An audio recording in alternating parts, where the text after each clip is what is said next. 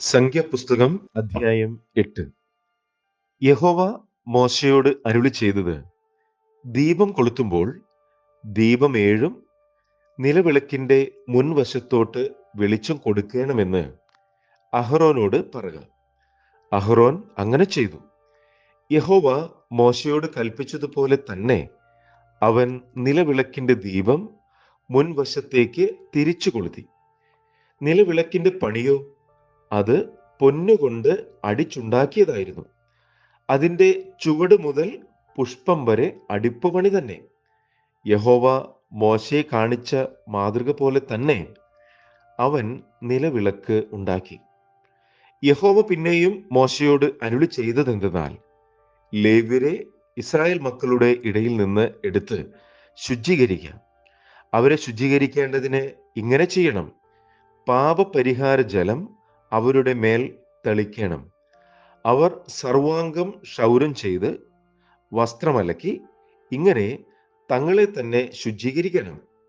അതിന്റെ ശേഷം അവർ ഒരു കാളക്കിടാവിനെയും അതിന്റെ ഭോജനയാഗമായി എണ്ണ ചേർത്ത നേരിയ മാവും എടുക്കണം. പാപയാഗത്തിനായി നീ വേറെ ഒരു കാളക്കിടാവിനെയും എടുക്കണം. ലേവ്യരെ സമാഗമന കൂടാരത്തിന്റെ മുൻപാകെ വരുത്തണം. ഇസ്രായേൽ മക്കളുടെ സഭയെ മുഴുവനും ഒരുമിച്ച് കൂട്ടണം. പിന്നെ ലേവ്യരെ യഹോവയുടെ സന്നിധിയിൽ നിർത്തണം. ഇസ്രായേൽ മക്കൾ ലേവ്യരുടെ മേൽ കൈവയ്ക്കണം.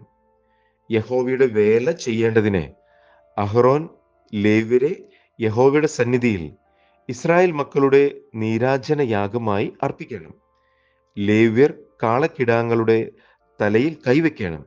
പിന്നെ ലേവ്യർക്ക് വേണ്ടി പ്രായശ്ചിത്തം കഴിക്കേണ്ടതിന് നീ യഹോവയ്ക്ക് ഒന്നിനെ പാപയാഗത്തിനായിട്ടും മറ്റേതിനെ ഹോമയാഗത്തിനായിട്ടും അർപ്പിക്കണം. നീ ലേവ്യരെ അഹ്റോന്റെയും പുത്രന്മാരുടെയും മുൻപാകെ നിർത്തി യഹോവയ്ക്ക് നീരാജനയാഗമായി അർപ്പിക്കണം.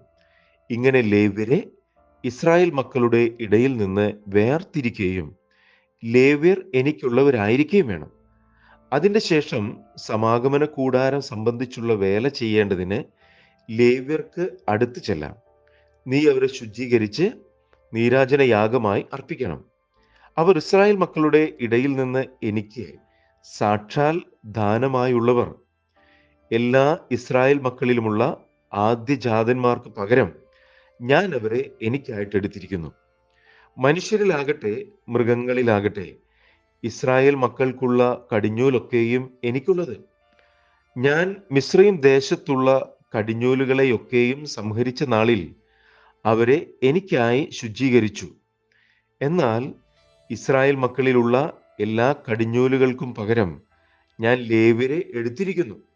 ഇസ്രായേൽ മക്കൾ വിശുദ്ധ മന്ദിരത്തിന് അടുത്തു വരുമ്പോൾ അവരുടെ ഇടയിൽ ബാധ ഉണ്ടാകാതിരിക്കേണ്ടതിന് സമാഗമന കൂടാരത്തിൽ ഇസ്രായേൽ മക്കളുടെ വേല ചെയ്യുവാനും ഇസ്രായേൽ മക്കൾക്കു വേണ്ടി പ്രായശ്ചിത്തം കഴിപ്പാനും ലേവ്യരെ ഞാൻ ഇസ്രായേൽ മക്കളുടെ ഇടയിൽ നിന്ന് അഹ്റോനും പുത്രന്മാർക്കും ദാനം ചെയ്തിരിക്കുന്നു.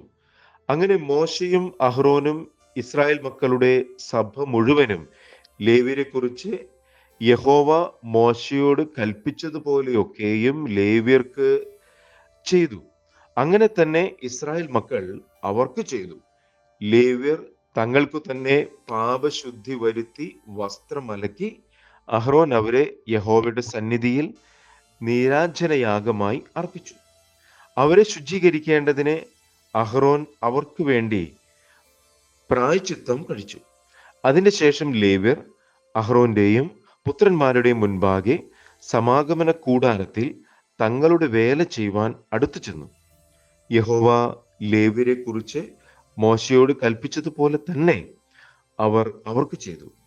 യഹോവ പിന്നെയും മോശയോട് അരുളി ചെയ്തത്, ലേവ്യർക്കുള്ള പ്രമാണമാവിത്: 25 വയസ്സ് മുതൽ അവർ സമാഗമന കൂടാരത്തിലെ വേല ചെയ്യുന്ന സേവയിൽ പ്രവേശിക്കണം. 50 വയസ്സ് മുതലോ അവർ വേല ചെയ്യുന്ന സേവയിൽ നിന്ന് ഒഴിയണം. പിന്നെ സേവിക്കേണ്ട. എങ്കിലും സമാഗമന കൂടാരത്തിലെ കാര്യം നോക്കുന്നതിൽ അവർ തങ്ങളുടെ സഹോദരന്മാരെ സഹായിക്കണം. വേലയൊന്നും ചെയ്യേണ്ട. ലേവ്യരുടെ കാര്യം സംബന്ധിച്ച് നീ ഇങ്ങനെ അവർക്ക് ചെയ്യണം.